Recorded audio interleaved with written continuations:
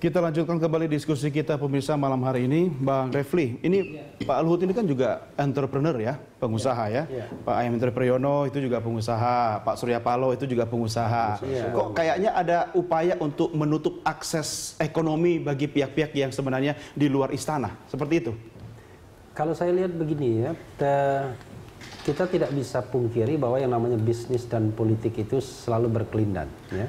Kepentingan bisnis dan kepentingan politik itu bisa kemudian bersatu ya. Tetapi kan yang kita cegah ini daya rusaknya. Kalau seandainya kemudian digunakan untuk kepentingan yang negatif.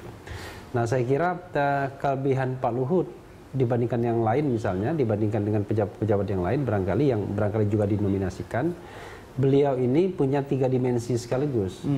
Dimensi pertahanan keamanan dia paham karena mantan TNI. Dimensi politiknya karena memang kerjaan sehari-hari sekarang ini, dan dimensi bisnisnya karena mereka juga pebisnis. Sehingga insting itu kalau dimanfaatkan secara positif maka akan bisa melindungi presiden. Bukankah itu semacam konfirmasi powerful banget Pak Luhut ini? Bukan powerful posisinya, tapi powerful orangnya jadinya. Lagi-lagi ke orangnya ya. Apa memang tidak bisa dipisah dari figur, kemudian jabatan atau kepentingan politik di dalamnya? Kan tadi kan misalnya sebagai contoh Dipo Alam misalnya mengatakan, seharusnya kan yang mengendalikan itu kan Setkap, ya kan? Misalnya kan begitu. Tapi kan kita juga harus pahami bahwa dalam budaya politik Indonesia senior dan junior ini kadang-kadang masih menjadi kendala, ya. Posisi Andi Wijayanto di sana yang muda misalnya menjadi tidak gampang kalau harus masuk kepada level-level yang jauh lebih senior, walaupun dari sisi kapasitas tidak ada yang meragukan Andi misalnya. Tetapi dengan Luhut mungkin jauh lebih nyaman Presiden Jokowi untuk kemudian melakukan lobby-lobby politik, harus bertemu sama siapa dan lain sebagainya. Kalau kabinet kita adalah zakon kabinet, mungkin tidak perlu kayak gitu. Semuanya ahli profesional. Tetap perlu, karena kepentingan bisnis dan politik itu tetap bisa berkelindan. Walaupun kita bila bicara zakon kabinet misalnya, kan tidak semua orang kemudian kita bisa percaya 100%. Tidak semua orang tidak membawa kepentingan, kan begitu. Oke, Bang Riza, ini kan sebenarnya kan tafsir juga nih ketika Presiden Jokowi melantik Luhut Panjaitan, bisa ditafsirkan sebagai adanya komunikasi politik yang semakin keruh dengan partai pengusungnya. Bukankah ini peluang bagi partai seperti Anda dan teman-teman lain yang berbeda koalisi dengan Presiden? Saya kira nggak seperti itu ya. Komitmen kami di Gerindra KMP itu kan membangun bangsa untuk kepentingan masyarakat, rakyat, dan lain seterusnya. Ya. Kalau mau jujur, banyak peluang bagi KMP. Ya. Tidak hanya mengkritisi secara dialog seperti ini, tapi juga kita bisa lakukan melalui parlemen sebetulnya. Saya belum mendengar kritik dari awal tadi kok. Ya, saya paling banyak mengkritisi Pak Jokowi sebetulnya. Di Gerindra, umpamanya begitu.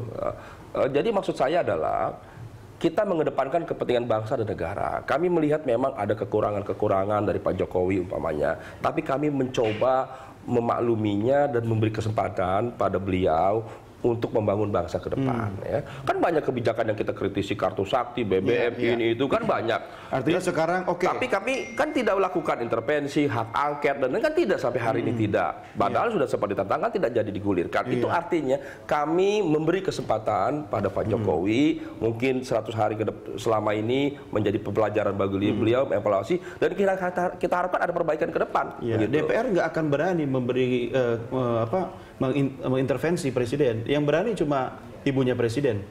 Oh, saya kira nggak cuma Megawati yang berani, saya kira kita juga. Bukan, ibu partai. Ibu partai. Saya kira KMP selalu mengkritisi. Iya, itu kami selalu mengkritisi, hari-hari kami kritisi semua kebijakan di parlemen. Kalau dilihat cukup hangat itu, ya. Tapi kan tentu pada koridor-koridor, ya, pada fungsi kewenangan yang ada, tidak melebihi itu, ya. Tapi ke depan terus kita kritisi, kita koreksi. Di koalisi dibahas nggak? Oh, selalu, kita selalu. Soal ini, Pak Luhut ini. Oh, ini kan belum ada pembahasan. Artinya isu soal kepala staf kepresidenan ini tidak terlalu penting bagi teman-teman di koalisi? Ya tentu penting. Semua jabatan itu menjadi penting karena itu memberi dampak nanti pada pembangunan. Nah, kita akan lihat ya. apakah jabatan baru ini memberi nilai positif bagi kabinet kerja? Itu kembali pada Pak Jokowi dan Pak Luhut itu sendiri. Memang inilah satu sistem Indonesia yang sebagai negara yang berkembang mencari struktur sebetulnya. Negara kita ini masih melihat pada figur, belum pada sistem. Kalau negara-negara lain seperti Jepang dan sebagainya udah pada sistem. Sudah jalan. Siapapun figurnya, siapapun orangnya, sistem sudah berjalan. Jadi orang mengikuti sistem. Hari ini kan terbalik. Masih sistem banyak pada ngikuti figur. Tapi catatannya begini, kadang-kadang juga persoalan kaderisasi politik itu tidak berjalan baik di partai-partai politik. Karena kadang-kadang memang, ini mohon maaf, hampir semua partai itu tidak terbuka dalam hal kaderisasi politiknya. Sehingga kompetisi politik di dalam internal partai itu tidak berkembang secara sehat. Kalau itu terjadi, selayaknya yang jadi kepala staf kepresidenan juga kader partai politik ya. Ya, artinya gini, untuk memunculkan kader-kader muda, walaupun dia muda, tetapi dia punya potensi yang sangat kuat, kemudian dia juga bisa diterima, itu tidak mudah di partai politik. Karena kita masih oligarkis sifatnya, masih personal, masih orang-orang tua. Iya, ini kan partai masih partai kerajaan lah umumnya. Masih harus feodal seperti ya, itu. Makanya wajar dong kalau presiden yang dipanggil, bukan presiden yang manggil gitu kan?